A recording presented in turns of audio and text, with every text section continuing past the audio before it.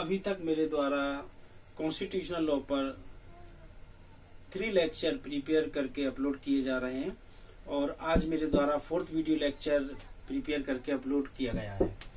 आज का मेरा कंसेप्ट है define the equality before law and equal protection of the law. विधि के समक्ष समता और विधि के समान संरक्षण से क्या तात्पर्य है, इसे समझना है हमें। It is a part of right to equality according to section 14। Right to equality को अकॉर्डिंग टू सेक्शन 14 to 18 बताया गया है, जिसमें राइट टू इक्वलिटी को बताया गया है अकॉर्डिंग टू सेक्शन 14 धारा 14 में समता के अधिकार को बताया गया है, और जबकि समता का अधिकार को पूर्ण तरीके से विस्तृत रूप पर धारा 14 अनुच्छेद 14 से लेकर 18 तक में बताया गया है, और अनुच्छेद 14 में केवल इंडिविजुअल राइट टू इक्वलिटी के बारे में डिफाइन किया गया है। आज की हेडिंग से देख लीजिए, डेफिनेशन ऑफ इक्वलिटी, समता की परिभाषा, kinds of equality, equality before law, विधि के समक्ष समता, equal protection of the law, विधि के समान संरक्षण, रीजनेबल क्लासिफिकेशन यानी युक्तियुक्त वर्गीकरण, ग्राउंड्स ऑफ क्लासिफिकेशन, युक्तियुक्त वर्गीकरण के ग्राउंड्स क्या होंगे, क्या आधार होंगे, जियोग्राफिकल सर्कमस्टांसेस भौगोलिक परिस्थितियां, एरिया सर्कमस्टांसेस क्षेत्रीय परिस्थितियां, स्पेशल सर्कमस्टांसेस विशेष परिस्थितियां, स्पेशल कोर्ट्स यानी विशेष न्यायालय, टैक्सेशन लॉ, और इसके अलावा अन्य पेशों से जुड़े हुए कई और परिस्थितियां भी इसमें आ सकती हैं जिन्हें मैंने यहां लिखा नहीं है। मेरा उद्देश्य आपको ये समझाना है कि क्लासिफिकेशन होता क्या है और इसके ग्राउंड्स क्या होते हैं। तो विद्यार्थियों 1 by 1 करके इसको समझने का प्रयास करते हैं।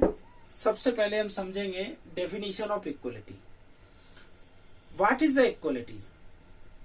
तो मैंने अपने पिछले से पिछले वीडियो लेक्चर यानी कि 2nd वीडियो लेक्चर में बताया था कि फंडामेंटल राइट, जिनके बारे में मैंने बताया था भारतीय संविधान के भाग 3 में मूलभूत अधिकारों के बारे में बताया गया है।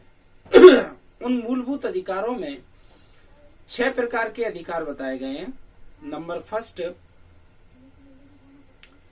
जो उसमें है right to equality according to article 14 to 18, 2nd right to freedom according to article 19 to 22, 3rd right to against exploitation 23 to 24, right to religion 25 to 28, and right to constitutional remedies according to article 32। तो भारतीय संविधान में मूलभूत अधिकारों में 6 तरह के अधिकार बताए गए हैं। समता का अधिकार 14 से 18, स्वतंत्रता का अधिकार 19 से 22, शोषण के विरुद्ध अधिकार 23 से 24, धार्मिक स्वतंत्रता का अधिकार 25 से 28, और एजुकेशनल एंड कल्चरल राइट 29 से 30, और संवैधानिक उपचारों का अधिकार 32। 6 प्रकार के अधिकार उसमें बताए गए, जिसमें आज हम यहाँ सबसे पहले अधिकार यानी राइट टू इक्वलिटी 14 से 18 के बारे में चर्चा कर रहे हैं। और हमें पूरी चर्चा 14 से 18 तक नहीं करना है, सिर्फ 14 के बारे में चर्चा करना है। आर्टिकल 14 में राइट टू इक्वलिटी के संबंध में क्या कहा गया है। तो यहाँ जो डेफिनेशन ऑफ इक्वलिटी लिखा है, समता की परिभाषा, what is the means about to equality. Equality से तात्पर्य हम सब समान हैं, हम सब समान हैं, समता रखते हैं एक दूसरे से, और जब हम सब समान हैं, एक दूसरे से समता रखते हैं, तो सारे नियम कानून सबके लिए समान होना चाहिए और समान ही हैं। अगर मैं 2 लाइन में अपनी बात खत्म करना चाहूं तो 2 लाइनें हम ये कह सकते हैं, we are equal and equal our rights. हम सब समान हैं और समान हमारे अधिकार हैं। किसी को कम या ज्यादा अधिकार प्राप्त नहीं है, किसी की कम या ज्यादा जिम्मेदारियां नहीं है। तो we are equal, equal our rights. हम सब समान हैं तो समान हमारे अधिकार होंगे, समान हमारे कर्तव्य होंगे, समान ही हमारी जिम्मेदारियां होंगी, समान ही हमारे दायित्व होंगे। तो समता से तात्पर्य समानता से है, हम सब एक जैसे हैं। सेकंड, काइंड्स ऑफ इक्वलिटी, समता के प्रकार कितने प्रकार हैं? तो 2 प्रकार की समता यहां बताई गई है, जो मैंने यहां लिख रखी है, इक्वलिटी बिफोर लॉ और equal protection of the law, यानी विधि के समक्ष समता और विधि के समान संरक्षण। एक एक करके हम समझ लेते हैं। इक्वलिटी बिफोर लॉ, विधि के समान, विधि के समक्ष समता। विधि के समक्ष समता से तात्पर्य यह है कि भारत में जितने भी कानून, जितनी भी विधियां बनती हैं, वे सभी विधियां सभी लोगों के लिए समान रूप से कार्य करेंगी और सभी के लिए समान है, और सभी व्यक्ति उन कानूनों के तहत समान है। यानी कोई भी कानून किसी व्यक्ति के लिए अलग नहीं है, और ना ही कोई भी व्यक्ति किसी कानून के लिए कोई विशेष है। हो सकता है विद्यार्थियों आपको समझ में ना आया हो, उदाहरण देकर समझाता हूं कि विधि के समक्ष समता से तात्पर्य यह है कि भारत में रह रहे सभी लोगों में से अगर कोई भी व्यक्ति, चाहे वो छोटे से छोटा कर्मचारी हो, बड़े से बड़ा पदासीन व्यक्ति हो, साधारण व्यक्ति हो, अमीर हो, गरीब हो, किसी भी स्थिति का हो, अगर वह कोई कानून के खिलाफ कार्य करता है तो सबको समान रूप से दंडित किया जाएगा। विधि के समक्ष समता, यानी विधि अपनी जिन 2 आंखों से लोगों को देखती है, उन्हें सभी समान नजर आते हैं। कोई फर्क नहीं पड़ता है कि कौन गरीब है, कौन अमीर है, कौन बेरोजगार है और कौन नौकरी वाला है, कौन अच्छे पद पर आसीन है। वी आर इक्वल, एक ही दृष्टि से देखेंगे। इक्वल प्रोटेक्शन ऑफ लॉ, विधि के समान संरक्षण। विधि के समान संरक्षण से तात्पर्य क्या है? विधि के समान संरक्षण से तात्पर्य यह है कि जब कभी किसी व्यक्ति को कहीं कोई परेशानी होती है, किसी घटना का शिकार होता है, किसी के यहाँ चोरी होती है, किसी को मारा पीटा जाता है, किसी की जमीन छीन ली जाती है, या किसी के अधिकारों का हनन होता है।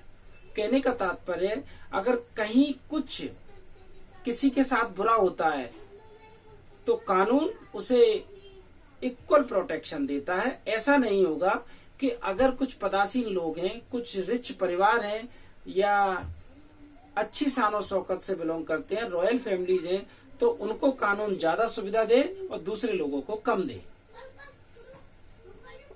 थर्ड, रीजनेबल क्लासिफिकेशन, युक्तियुक्त वर्गीकरण। युक्तियुक्त वर्गीकरण से क्या तात्पर्य है? युक्तियुक्त वर्गीकरण से तात्पर्य यह है कि जब विधि के समक्ष समता और विधि के समान संरक्षण की बात चल रही हो तो युक्तियुक्त वर्गीकरण होना चाहिए। युक्तियुक्त वर्गीकरण यानी कि जब हम इनको बांटें कि हम समान हैं, तो उसमें वर्गीकरण बिल्कुल समान होना चाहिए, कहीं कोई भेदभाव नहीं होना चाहिए। ग्राउंड्स ऑफ क्लासिफिकेशन, युक्तियुक्त वर्गीकरण के आधार क्या होंगे? युक्तियुक्त वर्गीकरण के आधारों को मैंने यहाँ डिफाइन कर रखा है। Geographical circumstances, area circumstances, special circumstances, special codes and taxation law, etcetera etcetera. कई तरह के आधार मेरे यहाँ दिए गए हैं। तो युक्तियुक्त वर्गीकरण से तात्पर्य, कई बार ऐसी परिस्थितियां होती हैं कि भौगोलिक स्थिति के आधार पर एक ही भारत देश में एक ही कानून 2 जगह अलग अलग तरीके से लागू होता है। कैसे? उदाहरण देता हूं। जैसा कि आप जानते हैं, एक उदाहरण मैं दे देता हूं। अगर मध्य प्रदेश के मूल निवासी हैं और दतिया भी मध्य प्रदेश में आता है, लेकिन अगर ग्वालियर में कोई व्यक्ति प्रजापति लिखता है तो वो ओबीसी में काउंट होगा, लेकिन वही व्यक्ति अगर दतिया में प्रजापति लिखता है तो वो एससी में काउंट होगा। एक ही प्रदेश में 2 जिलों में अलग अलग स्थानों पर जाति की अलग अलग व्यवस्था की गई है। इसी तरह से विशेष परिस्थितियों में या विशेष न्यायालयों के मामले में अलग अलग तरीके से इनको डिफाइन किया जाता है, एलेबोरेट किया जाता है। विद्यार्थियों, आज का मेरा वीडियो लेक्चर यही समाप्त होता है और आगे भी मेरे द्वारा वीडियो लेक्चर अपलोड किए जाते रहेंगे। धन्यवाद।